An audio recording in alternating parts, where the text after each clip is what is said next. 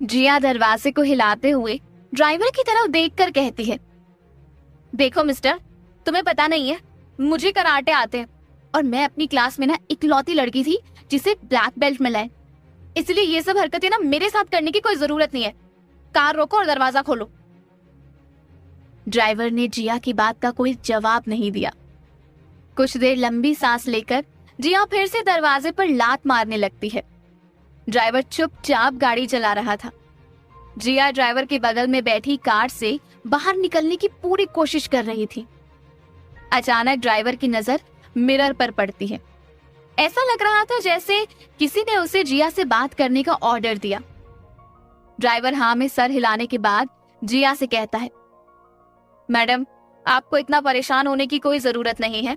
हम आपको हॉस्पिटल ले जा रहे हैं। एक बार आपकी मरहम पट्टी हो जाए, फिर आप जहां जाना चाहिए जा सकती हैं। ये सुनते ही जिया ने झटके से ड्राइवर की तरफ देखा और वो चुपचाप सीधी मुड़कर सीट पर बैठ जाती है। तभी ड्राइवर जिया से कहता है, सीट बेल्ट लगा लीजिए। जिया सीट बेल्ट लगाते हुए गुस्से से ड्राइवर की तरफ देखती है और अचानक जिया की नजर मिरर पर पड़ती है और पीछे के लगे काले पर्दे के उस पार किसी के बैठे होने का एहसास होता है। जिया गौर से पीछे की सीट की तरफ देख रही थी। तभी उसके मन में यह ख्याल आया कि कहीं पीछे बैठा हुआ आदमी विक्रम तो नहीं, क्योंकि जिया की वजह से उसकी बेइज्जती हो गई थी और हो सकता है कि वो जिया से बदला लेना चाह रहा हो। इससे पहले कि जिया कुछ और सोच पाती, तभी पीछे से एक आवाज आती है, हाय, मेरा नाम अगस्त रस्तोगी है। डरने की कोई जरूरत नहीं है। यहाँ कोई तुम्हें किडनैप नहीं करने वाला। अगस्त की आवाज सुनते ही जिया चैन की सांस लेते हुए अपनी सीट पर टिक कर बैठ गई। जिया ने एक पल के लिए भी नहीं सोचा था कि उस काले कपड़े के पीछे बैठा हुआ आदमी अगस्त रस्तोगी होगा। उस समय जिया के मन में अजीबोगरीब ख्याल आ रहे थे, लेकिन अगस्त की आवाज सुनते ही वो शांत हो गए। पर उसका मन अब भी बेचैन था, इसलिए जिया एक बार और पीछे मुड़कर देखती है। जिया ने कभी भी अगस्त का कोई इंटरव्यू भी नहीं देखा था, इसलिए वो इस बात पर भरोसा नहीं कर सकती थी कि ये आवाज अगस्त की ही है। तभी वो आंख बंद करके जोर जोर से सांस लेने की कोशिश करती है। उसे एक हल्की सी खुशबू महसूस होती है। ये खुशबू अगस्त के सेंट की खुशबू थी, जिसे उसने कैफेटेरिया में भी महसूस किया था। पर अगस्त जिया को हॉस्पिटल क्यों ले जा रहा था? क्योंकि जिया ने अगस्त के इस व्यवहार के बारे में कभी नहीं सुना था। साथ ही जब अगस्त ने जिया को आश्वासन देते हुए कहा कि डरने की कोई जरूरत नहीं है, तब भी उसकी बातों में एक अकड़ साफ नजर आ रही थी और वो आवाज जिया के कान में बार बार घूम रही थी। जिया ने गुस्से में अपनी मुट्ठी कस ली। दूसरे पल जिया के मन में ख्याल आया कि एक तरफ वो आदमी था जो जिया को बेइज्जत कर रहा था और दूसरी तरफ अगस्त है जो उसके हाथ की चोट को दिखाने के लिए उसे डॉक्टर के पास ले जा रहा है। फिर भी जिया को अगस्त पर क्यों गुस्सा आ रहा है? कहीं ऐसा तो नहीं कि जिया को मर्दों से नफरत करने की आदत सी हो गई हो? तभी वो अपने विचारों को संभालते हुए अगस्त से कहती है, मिस्टर अगस्त, आपने मुझे पहले क्यों नहीं बताया? एक पल के लिए मुझे लगा कि कोई मुझे किडनैप करने की कोशिश कर रहा है। तभी अगस्त ने अकड़ भरी आवाज में जिया से कहा, आपको ऐसा क्यों लगा? कोई आपको किडनैप करके ले जाएगा? आखिर ऐसा है क्या आपके पास? इतनी बड़ी कार में बैठने के बाद कम से कम आपको तमीज से पेश आना चाहिए था। ये सुनते ही जिया का गुस्सा और बढ़ गया और वो दांत पीसते हुए अगस्त से कहती है, अगर आपको ऐसा ही लगता है ना, तो आप ये दरवाजा खोल क्यों नहीं देते? जिया भले ही बचपन से अकेली पली बढ़ी थी, लेकिन उसने कभी खुद को बेचारा नहीं समझा था। ना ही मोहिनी ने उसे कभी ये महसूस होने दिया था कि वो एक अबला लड़की है।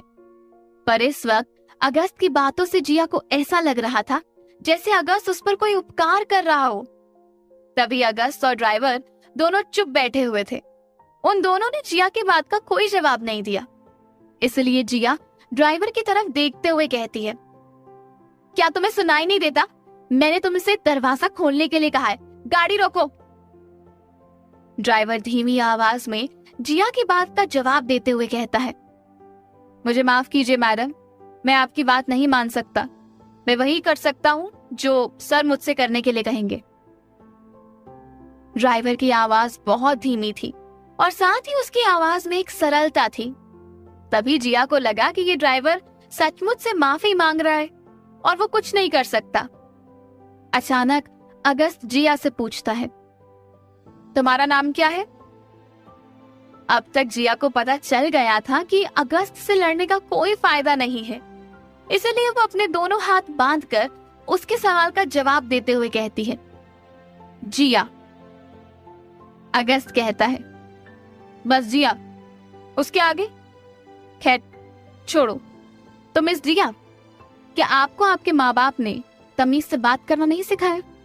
आपने कभी सोचा है अगर कैफेटेरिया में जिस आदमी से आप मिलने आई थी वो आदमी कोई पागल सनकी होता तो आपके साथ क्या हो सकता था? दिल्ली में आए दिन खबरें छपती रहती हैं। आज इस लड़की को सड़क से उठाया और उसका बलात्कार करके उसकी लाश को सड़क के किनारे फेंक दिया। कभी सोचा है अगर ऐसी कोई खबर आपके बारे में छपे तो आपके घर वालों को कैसा लगेगा? अगस्त की ये बात सुनते ही जिया हैरान हो गई। वो जानती थी कि अगस्त जो कुछ भी कह रहा है वो गलत नहीं है, इसलिए उसके पास कहने को कुछ नहीं बचा था। गाड़ी हाईवे पर तेज गति से चल रही थी। कार के अंदर एक सन्नाटा था। बाहर की कोई भी आवाज अंदर नहीं सुनाई दे सकती थी। अपनी बात खत्म करके अगस्त भी अपने काम पर लग गया था। ड्राइवर सीधा आगे देखते हुए गाड़ी चला रहा था। जिया शांत बैठी थी, लेकिन उसके दिमाग में कई सारी चिंताएं एक साथ घूमने लगी। उस एक पल में उसे अपना बचपन और माँ की सारी परेशानियां याद आ गईं। ड्राइवर भी अगस्त और जिया के बीच के रूखेपन को समझ सकता था, लेकिन इन सब बातों में ध्यान देना उसका काम नहीं था, इसलिए उसने अपने चेहरे पर कोई भाव नहीं आने दिया। कुछ देर बाद ड्राइवर ने फिर से मिरर में देखा। इस बार उसे कुछ ऐसा ऑर्डर मिला था जिस पर उसने मुस्कुराते हुए सर हिलाकर जवाब दिया। तभी ड्राइवर अचानक जिया से कहता है, मैडम, मेरा नाम गोपाल बहादुर है, पर आप इन दोनों में से कोई भी एक शब्द कहकर मुझे बुला सकती हैं। जिया ड्राइवर को कैजुअली बात करते हुए सुनकर कहती है, ठीक है, मैं आपको बहादुर कहूंगी, क्योंकि मुझ जैसी लड़की को कार में बंद करना एक बहादुरी का काम है। वैसे हॉस्पिटल पहुंचने में कितना समय लगेगा बहादुर जी? तभी ड्राइवर कहता है, बस कुछ ही देर में हम पहुंच जाएंगे। ड्राइवर की बात खत्म होते ही जिया सोचने लगी कि अचानक ड्राइवर उससे बातें क्यों कर रहा है, क्योंकि पिछले 1 घंटे से गाड़ी लगातार सड़क पर चल रही है, पर ड्राइवर ने उसकी तरफ एक नजर नहीं देखा और अचानक वो अपना नाम बताने लगा। हालांकि अब तक भी जिया ने अगस्त का चेहरा नहीं देखा था, वो बस उसके सेंट की खुशबू पर भरोसा कर रही थी। इससे पहले कि जिया एक और सवाल कर पाती, तभी गाड़ी रुक गई। जिया गाड़ी के कांच से देख पा रही थी कि वो गाड़ी मैक्स हॉस्पिटल के पैसेज पर रुकी थी। तभी अगस्त कार से बाहर उतरकर जिया के उतरने का इंतजार कर रहा था। ड्राइवर दरवाजा खोलता है और जिया अगस्त को सामने खड़ा देखकर कार से बाहर उतरती है। जिया को उतरते देख अगस्त कहता है, क्या लग रहा था तुम्हें? मैं तुम्हें किडनैप कर रहा हूँ। वैसे तुम अपना इलाज कराए बिना भागना चाहो तो भाग सकती हो। उस वक्त जिया के कान अगस्त की आवाज सुनने में असमर्थ थे, क्योंकि वो अगस्त के आकर्षक रूप रंग को देखकर सब कुछ भूल चुकी थी। अगस्त का शरीर एकदम सुडौल था और उसने टाइट सफेद रंग की शर्ट पहनी थी, जिसमें उसकी बॉडी के कट्स साफ नजर आ रहे थे। जिया बिना कुछ जवाब दिए अगस्त और बहादुर के साथ मैक्स हॉस्पिटल के अंदर चली गई। अगस्त के पापा मैक्स हॉस्पिटल के 80% शेयर्स के मालिक थे और बचपन में अक्सर अगस्त अपने पापा के साथ हॉस्पिटल आया करता था और अपने पापा को लोगों का दर्द दूर करते हुए देखता था। हालांकि अगस्त की प्राथमिक शिक्षा मेडिकल साइंस से जुड़ी हुई थी, इसलिए उसे दवाइयों और मरहम पट्टी का अच्छा ज्ञान था। हॉस्पिटल में सब लोग अगस्त को जानते थे, इसलिए अगस्त को वार्ड की तरफ जाते हुए देखकर 2 नर्सेस दौड़ते हुए उसके पास चली गईं। और उससे पूछने लगी, सर आज आप हॉस्पिटल आए हैं, सब कुछ ठीक तो है ना? क्या मैं आपकी कुछ मदद कर सकती हूँ? उन दोनों में से एक नर्स ने हिम्मत जुटाकर अगस्त से ये सवाल किया था। तभी अगस्त पलट कर कहता है, मुझे कुछ चीजों की जरूरत है, इसलिए तुम मेरे साथ रहो। ये कहते हुए वो इमरजेंसी वार्ड की तरफ चला गया। साथ ही वो नर्स अगस्त के पीछे पीछे चलने लगी। अगस्त ने एक पेपर और पेन पकड़कर उस पर कुछ सामान और दवाइयां लिख दी और फिर वो पेपर्स नर्स की तरफ बढ़ाते हुए कहता है, आप बस ये सामान लेकर आइए। जिया ये सब देखते हुए कंफ्यूज हो रही थी। हालांकि जिया को पता था कि अगस्त को टेक्सटाइल का काफी अच्छा नॉलेज है, पर वो मेडिकल में इतना अच्छा है, इस बारे में उसे कोई जानकारी नहीं थी। कुछ ही देर में नर्स सामान लेकर इमरजेंसी वार्ड में आई और अगस्त स्टूल में बैठी हुई जिया की तरफ देखकर कहता है, आकर यहाँ बैठो। ये कहते हुए अगस्त ने अपनी शर्ट की बाजुओं को फोल्ड किया। जिया जाकर अगस्त की बताई हुई जगह पर बैठ गई। तभी अगस्त ने मरहम निकालकर रुई की मदद से जिया के हाथ में लगाना शुरू किया। जब पहली बार रुई जिया के हाथ पर टच हुई तो वो जोर से चिल्लाई और उसने अगस्त के कंधे पर अपने नाखून गढ़ा दिए। लेकिन जलन इतनी हो रही थी कि जिया को महसूस ही नहीं हुआ कि उसने अगस्त के कंधे पर हाथ रखा है। अचानक अगस्त जिया से कहता है, अब गलती की है तो सजा भी भुगतनी पड़ेगी, अपना हाथ मेरे कंधे से हटाओ। जिया को समझ नहीं आ रहा था कि उसे अगस्त के व्यवहार को देखकर गुस्सा करना चाहिए या उसकी मदद के लिए उसे धन्यवाद कहना चाहिए। ये सोचते हुए एक बार और जिया अगस्त की तरफ देखने लगी। उसके सेंट की खुशबू जिया को मदहोश कर रही थी। उसका दिमाग बिल्कुल शांत हो चुका था। ऐसा लग रहा था जैसे सारे विचार उसे छोड़कर कहीं चले गए हों। तभी वहां नर्स आकर अगस्त से कहती है, सर क्या आपको किसी और चीज की जरूरत है? नर्स की आवाज सुनते ही जिया का ध्यान उस पर जाता है और वो खुद को कोसने लगती है। अगस्त ना में सर हिलाते हुए नर्स की बात का जवाब देता है और नर्स एक पट्टी और क्लिप ट्रे में रखकर वहां से चली जाती है। मरहम लगाने के बाद अगस्त जिया का हाथ सफेद पट्टी से बांध देता है। अचानक जिया खुद से कई सारे सवाल पूछने लगी थी। वो सोच रही थी, आखिरकार उसने अगस्त को इससे पहले कहाँ देखा है और वो उसके लिए इतना सब कुछ क्यों कर रहा है? इतना ही नहीं, कई बार ऐसा भी था कि वो अगस्त से अपनी नजर तक नहीं हटा पा रही थी। हालांकि जिया मर्दों से नफरत करती थी, पर वो नफरत उसे अगस्त के लिए महसूस नहीं हो रही थी। जाते जाते नर्स भी उन दोनों को देख रही थी। आज तक उसने कभी अगस्त को किसी लड़की के लिए परेशान होते हुए नहीं देखा था, इसलिए वो सोच रही थी कि कहीं ये अगस्त की गर्लफ्रेंड तो नहीं। तब नर्स को एहसास हुआ कि इन सब बातों से उसे क्या लेना देना। अगर किसी को पता चला तो वो अपनी नौकरी से हाथ धो बैठेगी। ये सोचते हुए नर्स वहां से चली गई। मरहम पट्टी पूरे होने पर अगस्त जिया से कहता है, अपने घर का पता बताओ, मेरा ड्राइवर तुम्हें घर छोड़ देगा। इतना कहते ही अगस्त ड्राइवर की तरफ देखकर कहता है, आप इन्हें इनके घर पर छोड़कर आइए। ड्राइवर हाँ में सर हिलाते हुए जिया के साथ वहां से बाहर निकल जाता है। आगे की कहानी जानने के लिए सुनते रहिए। जिया धड़क धड़क जाए सिर्फ पॉकेट। जिया जैसे ही बहादुर के साथ ग्राउंड फ्लोर में पहुंची, तभी बहादुर जिया से कहता है, मैडम आप यहीं रुके, मैं गाड़ी लेकर आता हूं।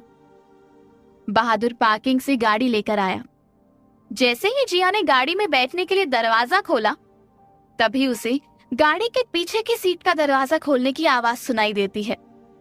इसलिए उसने पीछे मुड़कर देखा। तभी अगस्त दरवाजा खोलकर गाड़ी के पीछे की सीट में बैठ रहा था।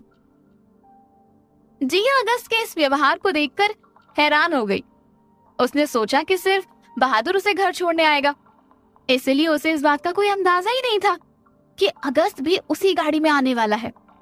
क्योंकि जब वो ताज होटल से हॉस्पिटल आ रहे थे, तब उनकी कार के पीछे 2 और गाड़ियां चल रही थी, जिसमें अगस्त के गार्ड्स बैठे हुए थे। हालांकि उन 2 गाड़ियों को जिया ने मैक्स हॉस्पिटल पहुंचने के बाद देखा। अब तक अगस्त जिया को कई बातें सुना चुका था। इसलिए जिया अगस्त से कोई बात नहीं करना चाहती थी। तभी वो चुपचाप आगे की सीट पर ऐसे बैठी जैसे किसी ने उसे सावधान मुद्रा में बैठने के लिए कहा हो। जिया अगस्त को कोई बात सुनाने का कोई भी मौका नहीं देना चाहती थी। जिया को पता था अगस्त दिल्ली के ही नहीं बल्कि पूरे हिंदुस्तान के पावरफुल लोगों में से एक है, पर उसे समझ नहीं आ रहा था कि अगस्त उसके लिए इतना सब कुछ क्यों कर रहा है। साथ ही उसने कभी भी अगस्त के एक अच्छे इंसान होने की बातें नहीं सुनी थी। तभी बहादुर गाड़ी स्टार्ट करते हुए जिया से कहता है, बताइए मैडम, आप कहाँ रहती हैं? जिया बहादुर की तरफ बिना मुड़े उसकी बात का जवाब देते हुए कहती है, मैं नारायणा में रहती हूँ, मेट्रो स्टेशन से कुछ ही दूरी पर। आप जैसे ही मेट्रो स्टेशन पहुंचेंगे मैं आपको रास्ता बता दूंगी। अगस्त जिया की बात को सुनकर समझ सकता था कि उसके दिमाग में एक साथ कई बातें चल रही हैं और कहीं न कहीं जिया को भी इस बात का अंदाजा था। बहादुर ने जिया का जवाब सुनते ही नारायणा की तरफ गाड़ी मोड़ ली। कार के अंदर सन्नाटा बना हुआ था, कोई किसी से बात नहीं कर रहा था। साथ ही सड़क पर ट्रैफिक जाम लगा हुआ था क्योंकि शाम के 7:30 बज रहे थे। लोग अपने दफ्तरों से घर जा रहे थे। दिल्ली की भीड़ से जिया अच्छी तरह वाकिफ थी, इसलिए वो चुपचाप अपनी सीट पर बैठी हुई थी। लगभग 1-1.5 घंटे बाद जिया घर पहुंची। जैसे ही जिया कार से उतरी, उसने जोर से कार का दरवाजा बंद किया और अपने घर की तरफ चली गई। अगस्त जिया के इस व्यवहार से बहुत हैरान हुआ क्योंकि अगस्त ने उसकी मदद की थी, लेकिन उसने एक बार धन्यवाद तक नहीं कहा। कुछ देर तक अगस्त की कार वहीं खड़ी रही। फिर अगस्त ने बहादुर की तरफ मुड़ते हुए उससे कहा, चलिए अब हम सीधा घर चलेंगे। अगस्त का ऑर्डर मिलते ही बहादुर ने गाड़ी आगे चलाई। मोहिनी बालकनी पर खड़ी थी। अपने घर के पास बेंटली कार खड़ी देखकर वो हैरान हो गई। जैसे ही उसने जिया को कार से उतरते हुए देखा, उस समय वो सोच रही थी कि अगर जिया को ये रिश्ता मंजूर था तो फिर उसने विक्रम का फोटो व्हाट्सएप क्यों किया। हालांकि मोहिनी को लग रहा था कि वो कार विक्रम की है। उसे अगस्त के बारे में कुछ भी नहीं पता था और आज पूरे दिन एक बार भी जिया ने अपनी माँ को फोन नहीं किया था। हालांकि विक्रम राठौर काफी बड़ी हस्ती था, इस कारण मोहिनी उसे फोन करके परेशान नहीं करना चाहती थी, इसलिए वो जिया के घर लौटने का इंतजार कर रही थी। बहुत थक गई थी। साथ ही आज का सूरज ढलते ढलते उसके दिमाग में कई सारे सवाल छोड़ गया था। इस वक्त खराब मूड में वो मोहिनी से बात नहीं करना चाहती थी, इसलिए उसने सीधा कमरे में जाना ही सही समझा और वो मोहिनी के बाहर आने से पहले ही अपने कमरे में चली गई। मोहिनी को समझ नहीं आया कि जिया ने अचानक ऐसे अपना कमरा बंद क्यों किया, लेकिन मोहिनी कभी भी जिया पर किसी तरह का दबाव नहीं डालना चाहती थी, इसलिए उसने जिया को कुछ समय अकेले छोड़ने का फैसला किया। अंदर जाते ही जिया ने पर्स बिस्तर पर फेंक दिया और सैंडल उतारकर बेड के साइड टेबल पर रखा हुआ पानी ग्लास में डाला और उसे एक सांस में पी गई। इससे पहले कि जिया फ्रेश हो जाती, उसके फोन की घंटी बजती है और वो पर्स से अपना फोन निकालते हुए देखती है कि ये रोशनी का कॉल था। कुछ ही दिन पहले रोशनी और जिया के बीच में ऐसी दोस्ती थी कि वो दोनों एक दूसरे के बिना सांस नहीं ले सकते थे। हर रोज घंटों घंटों बातें किया करते थे, पर सच्चाई पता चलने के बाद जिया रोशनी से कोई रिश्ता नहीं रखना चाहती थी। हालांकि वो रोशनी से बहुत प्यार करती थी। तभी जिया रोशनी का फोन डिस्कनेक्ट करते हुए उसका नंबर रिजेक्ट लिस्ट में डालते हुए तौलिया उठाती है और बाथरूम में चली जाती है। शावर ऑन करते ही जिया के दिमाग में अगस्त की तस्वीर घूम रही थी। जब अगस्त जिया की मरहम पट्टी कर रहा था, तब कई बार उसने अगस्त की सांसों की खुशबू को महसूस किया था। जिया किसी भी आदमी के लिए ऐसा महसूस नहीं करना चाहती थी, पर अगस्त की नजदीकी को भूलना उसके लिए आसान नहीं था। साथ ही जिया के दिमाग में अगस्त की हुई आखिरी बात भी घूम रही थी। जैसे ही उसने जिया की मरहम पट्टी की और उसे जाने के लिए कहा, तभी उसने अपने गार्ड को अपने पास बुलाया और उसे नहाने का इंतजाम करने के लिए कहा। साथ ही जब ताज होटल में जिया अगस्त से टकराई थी, तब अगस्त ने कई बार अपने हाथों को सैनिटाइज किया था। एक तरफ उसके दिमाग में अगस्त को लेकर सवाल थे और दूसरी तरफ रोशनी का धोखा। तभी जिया शावर बंद करके कपड़े पहनकर बाहर आती है। जिया को पता था कि इतने सारे सवालों को लेकर वो चैन की नींद नहीं सो पाएगी, इसलिए वो दरवाजा खोलकर हॉल में चली जाती है। पर मोहिनी हॉल में नहीं थी। तभी जिया लौटकर मोहिनी के कमरे का दरवाजा खटखटाती है। मोहिनी जैसे ही दरवाजा खोलती है, तब उसकी आंखों में पानी था। जिया मोहिनी को देखकर हैरान हो गई। जिया जानती थी कि उसके बाप ने मोहिनी को कई दुख दिए हैं, लेकिन उसके चले जाने के बाद उसने कभी अपनी माँ को यूं अकेले में रोते नहीं देखा था।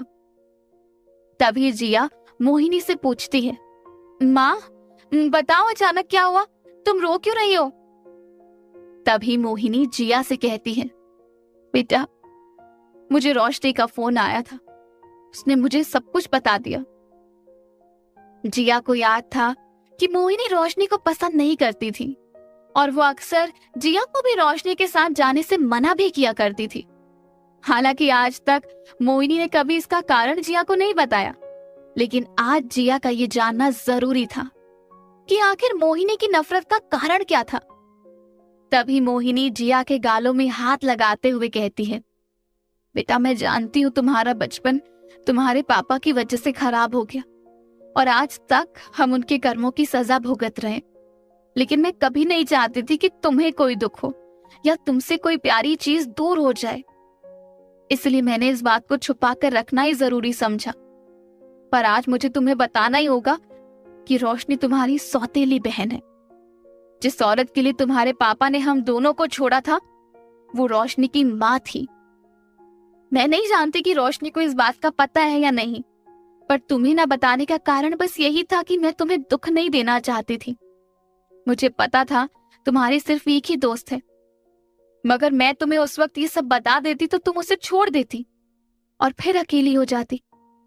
जब रोशनी तुम्हें मिली थी तब तुम बहुत खुश थी। उस रात ना तुम सोई थी और ना तुमने मुझे सोने दिया था। तुम पूरी रात रोशनी के बारे में बात कर रही थी, पर मैंने जब उस लड़की को देखा तो मैं तभी समझ गई थी कि वो कौन है। लेकिन इस बात का पता लगाने के लिए मैंने रोशनी का पीछा किया। आखिरकार मेरा शक सच निकला। तब उसकी माँ ने मेरे पति को छीना था और आज उसकी बेटी ने मेरी बेटी का प्यार छीन लिया।